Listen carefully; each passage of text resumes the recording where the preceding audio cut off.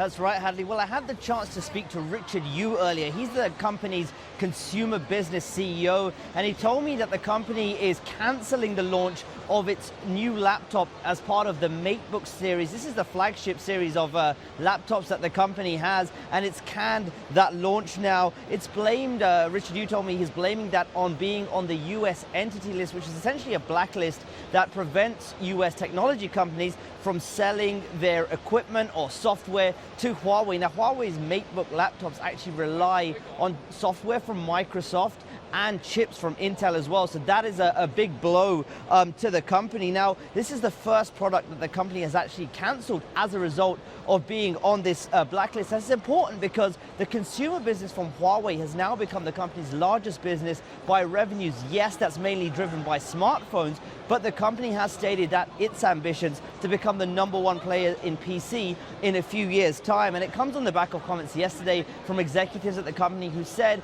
that Huawei's plans to become #1 in the smartphone space will take longer than expected. It's currently the #2 player behind Samsung. Now, of course, on the back of all of this, you've got the US-China trade war continuing, and you've seen retaliation from China. They've come out with their own blacklist, which they're calling the unreliable entities list. They haven't yet announced which companies could be on that list, but there is a feeling that a lot of US technology companies that operate in China actually could be targeted. I had a chance to catch up with Kirk Gibbs.